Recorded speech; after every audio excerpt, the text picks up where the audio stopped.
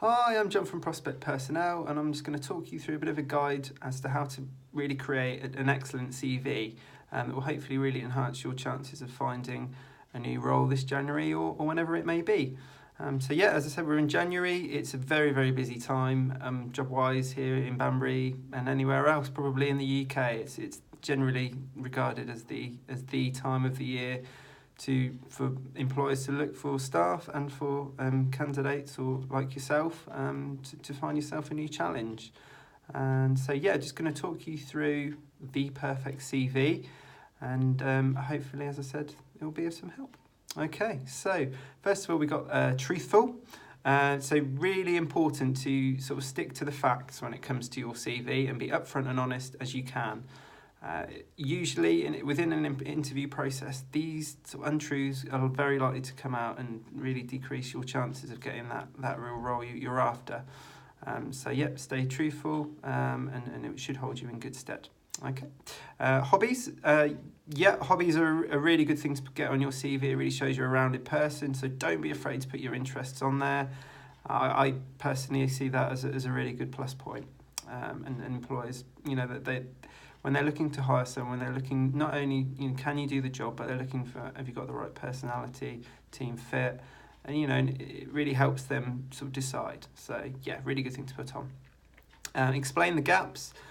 Yeah, we see time and time again. We see a lot of CVs, as I said, every day, and there's gaps are really detrimental to people's chances of getting an interview or ultimately getting a new job. So yeah, even if there is an explainable gap in there, make sure you mention it on your CV, maybe whether you're in travelling or you want to make a family, whatever it may be, get it on there, because there isn't always the opportunity for an agency like ourselves to explain these gaps on your behalf. So really get it out there with everything explained and watertight. And yeah, that'll hold you in really good stead in hopefully securing yourself an interview. Next one, profile. That's sort of the first section of your CV, and that is the first thing that potentially that an employer is going to read right at the top of your CV there. So make sure you highlight, your real key strengths and skills, and importantly, the key strengths and skills that you have that are relevant to the jobs you're applying for. That's also really important, particularly when you're sort of applying for something really specific that might, qualifications that are really, really specific to particular roles or sectors. Get those in there. That's really important. So next one, employment history. As I said to you before, keeping it as watertight as possible is really important, and no untruths in there. Now we often see a list of jobs on there with very little sort of detail as to what you've done, when you did it, all those kind of things. So make sure you get it in a nice chronological order. Most recent job at the top, with the month, the year that you worked there, and just a quick rundown of bullet points of what you did in those duties. Because if an employer runs down those and just picks out something that's relevant to his vacancy or her vacancy, that's really important. So make sure you put all of that in there. References may easily be overlooked. We often see CVs without them, but it is a really good addition to your CV. When it comes to securing that job offer and going through the final stages of a process, having some references on there can really help speed up the process and get it all sorted. So yeah, a personal one and a professional one, I would advise is a good thing to put on. Okay, so font, that's the next one. So every little thing you do, all of this list that we talk about really does help and all adds up. So if you do all of these things really well, CV is going to be in great shape, and font is one little addition that can really make a difference. We often see CVs with all sorts of different font, different sizes of font, and it just looks a little bit messy and a little bit it doesn't not so appealing. So try and stick to one, maybe two fonts.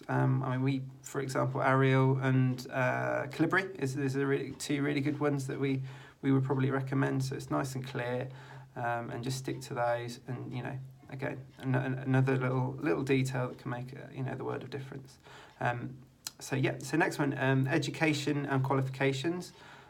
just as important as your career history in some cases, if you know particular qualifications that the job you're applying for. Get that in chronological order with the most recent at the top. And again, get those dates in when you did them. We're not asking for the actual day, but if you know the month and the year, then get those in there as well. That's really important. And as you go through your career, it's less important to put some of these little minor qualifications you did when you were younger. So just maybe abbreviate it. A quick GCSEs, 8 GCSEs, including maths and English. That would be fine. That'll be fine. Okay. So concise. So that's a really big one that we encounter quite a lot. It's just keeping your CV concise and readable, and not too waffly. That's really important because we often see big long paragraphs sort of explaining things throughout your CV, and employers just are unlikely to read that. I'm not saying they won't, but they're very unlikely to read that because they're often very busy people, and have got quite a few CVs to look through. So the more concise you make it, use those bullet points, really highlight the key areas that are relevant, and move away from sort of these big blocks of text. And in terms of the size of your CV, it's a bit of a preconception that maybe sort of squeeze it onto 2 pages or even 1 page. Two or three, I would say, maximum is good. Much more than that, and again, it might put off an employer. But I don't see any problem with putting 3 pages, especially if you've got quite a lot of relevant information on there. That is going to put you hold you in good stead for an application. Then I don't see any problem with that. But don't feel too pressured that you have to squeeze it in on one maybe 2 pages. But any more than 3, and I think maybe try and avoid that if you can. Okay, so tailored. So really important is to tailor your CV towards a particular job or industry sector that you're applying for. It's so important. You do have to sort of put your work in when it comes to looking for a new job sometimes, and that is one particular way that will really, really help. So if you've got relevant sort of skills, experience that's really relevant to, say you're applying for marketing and you've got really good digital marketing, particular marketing skills that you really need to highlight, or a qualification, get that on there. Or if you're applying for an admin job, really highlight the fact that you're, in maybe your profile and throughout, that, you've got a good attention to detail, you're well organised, and some examples of where you've been organised and had that attention to detail, that all really will help, and help sort of tick in an employer's mind that, yes, this is the sort of CV we want to see for this particular job. So really important you tailor your CV to the job that you're applying for. So chronological, have really touched on this already.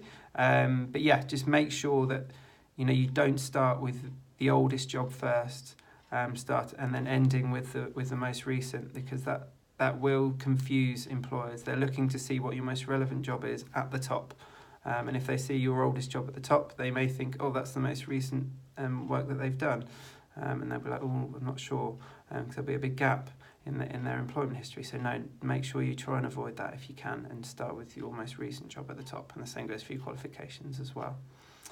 And lastly, visual. CV has to be appealing. Yes, the information has to be appealing within it, but also how it looks.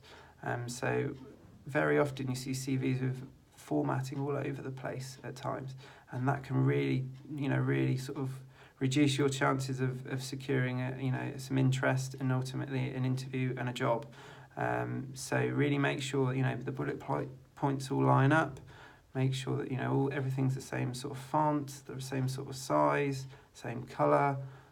It just really does help be appealing, and get all those bullet points, all there as well. And it really does help in making it easier for an employer to pick out relevant information and encourage them to read it more, just as importantly as well.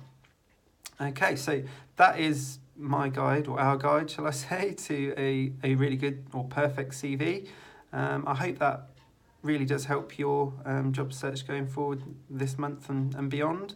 And it's probably one of many sort of videos we will be doing on tips and ideas to help your job search. So thank you for watching, and we'll see you again soon. Thank you. Bye.